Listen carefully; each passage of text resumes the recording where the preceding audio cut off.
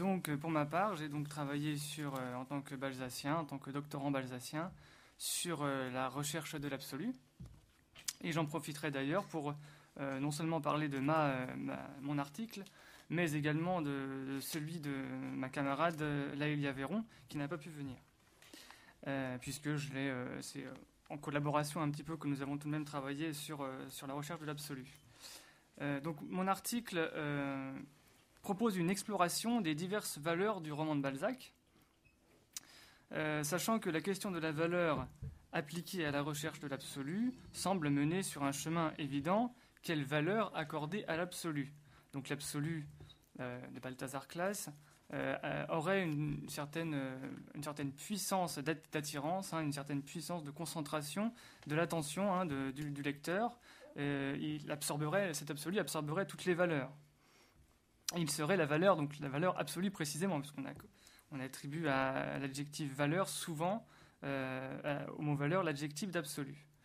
Et c'est donc précisément le prix ou la valeur attribuée par les divers personnages à l'absolu qui structure l'intrigue de ce drame romanesque.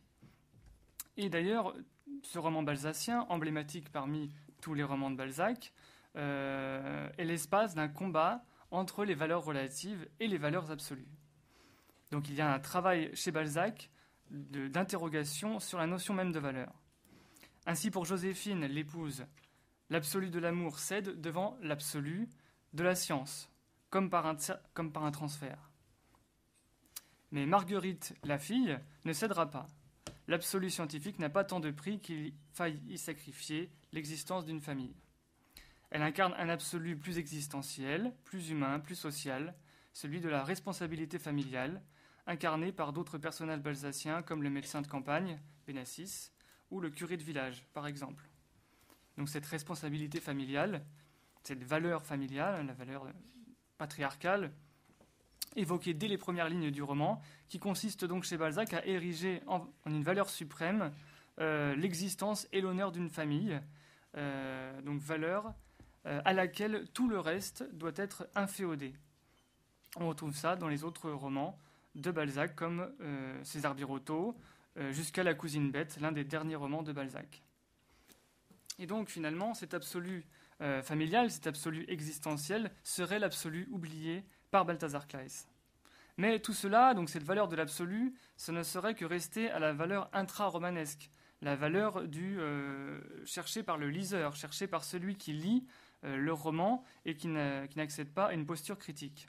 Donc il s'agit de chercher tout de même une valeur méta-romanesque. Quelle valeur pour le récit de la quête d'absolu et non pas pour l'absolu du récit. Donc dans cette perspective, je proposais dans mon article 3 valeurs principales. La valeur scientifique, la valeur cyclique, c'est-à-dire la valeur du roman dans le cycle balzacien, ce qui chez Balzac a une très grande importance, puisque Balzac construit véritablement une œuvre à partir de présupposés théoriques. Donc chaque œuvre a une place et une valeur particulière, et j'attribuais à la recherche de l'absolu une valeur vraiment emblématique, centrale dans le projet balzacien. Ensuite, une valeur scientifique, malgré toutes les critiques qu'on a exprimées vis-à-vis des développements scientifiques dans ce roman, qui à l'époque ont été plutôt mal perçus, mal compris, puisque lire un roman à cette époque, mais aussi aujourd'hui d'ailleurs, ce n'est pas lire des développements scientifiques ou lire des questions théoriques propres à la recherche scientifique. Enfin, une valeur mythique ou symbolique de cette recherche de l'absolu au niveau anthropologique. Alors, je reviens simplement sur la valeur scientifique pour prolonger un petit peu ce que j'ai proposé dans mon article et confronter cette valeur scientifique à la question de la validité, pour prolonger la problématisation entre valeur et validité. Donc la valeur scientifique de ce roman serait l'anticipation, le questionnement sur le statut de la recherche scientifique et son prix, puisque donc, ce roman de 1834 est tout de même assez novateur sur le questionnement concernant le rôle de la recherche scientifique dans le développement social, dans le progrès historique de l'humain. Ainsi, le questionnement axiologique sur la valeur de la recherche permet de se poser la question, est-ce que la science est plus importante que l'existence? Pour Balthazar Claës, la science, sa recherche de l'absolu scientifique, devient plus importante que l'existence de sa famille. Donc le roman illustrerait-il la maxime rabelaisienne « Science sans conscience n'est que ruine de l'âme », par exemple. Mais aussi la valeur morale, donc la valeur morale, Marguerite comme étant une personne de valeur, une perle, Margarita, une perle, s'opposant à la validité scientifique. La validité scientifique que recherche Balthazar Claës, qui cherche toujours à valider ses hypothèses. Donc il y aurait véritablement une réflexion de Balzac sur la confrontation entre validité scientifique et valeur morale. Mais la position balzacienne est selon moi plutôt une valeur mythique, c'est-à-dire que Balzac va transcender valeur morale ou validité scientifique dans la question, dans l'érection d'un héroïsme intellectuel qui transcende les questionnements axiologiques et même les questionnements matérialistes de l'expérimentation scientifique. Balzac tente une synthèse de la pensée hermétique traditionnelle qui inspire un petit peu le côté alchimique de la recherche de Claës et les hypothèses expérimentales de la science de son époque. Ainsi, Balthazar Claës est un Ulysse qui n'a pas envie de retourner auprès de sa Pénélope et de ses enfants. Donc il remet en cause les valeurs d'Ulysse, les valeurs du héros grec.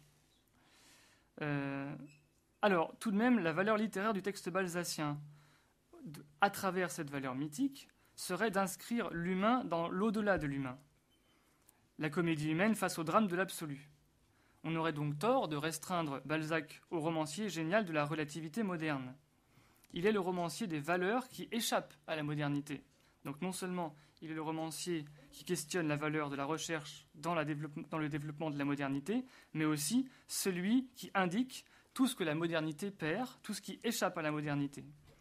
Le romancier de l'homme en recherche de valeurs absolues, malgré la modernité, en quelque sorte, et après la modernité. Donc au travers de ces intrigues financières qui matérialisent la valeur relative, justement. L'homme en recherche de valeurs absolues au travers des valeurs relatives. Et donc Balzac apparaît comme le romancier du conflit des valeurs. En outre, Balzac pose dès les 2-3 premières pages un plaidoyer pro-domo en faveur du discours analytique dans le roman. Donc il propose une réflexion sur la valeur du roman. Balzac ne peut s'empêcher d'inscrire le romanesque dans le métaromanesque. Dès les premières lignes, il démontre donc la valeur de la description dans le roman par un discours assez théorique, par un discours donc de défense, un plaidoyer, une apologie, en faveur de la description dans le roman. Et donc cette valeur métaromanesque est pour lui vraiment la mise en valeur de la valeur, excusez-moi pour la tautologie, de la valeur analytique du roman. Chez Balzac, c'est vraiment ça qui me paraît plus important au-dessus de toutes les valeurs qu'on pourrait accorder à l'œuvre balzacienne. Balzac érige en valeur suprême la valeur analytique du roman. Et donc, par cela, il inscrit le lecteur non plus dans un cadre strictement fictionnel, c'est-à-dire le lecteur est une conscience qui croit dans une fable le temps de la lecture. Pour reprendre l'expression de Coleridge, la suspension d'incrédulité. Donc le lecteur est quelqu'un qui est crédule dans un monde fabuleux, dans une fable. Donc le cadre fictionnel. Balzac inscrirait le lecteur dans un cadre problématique qui ne serait extérieur à ce monde fictionnel et qui serait un espace analytique et non plus un espace fictionnel purement. Donc un cadre résolument réflexif, voire scientifique. Le roman balzacien proposerait une science de l'humain et non plus simplement une représentation du monde.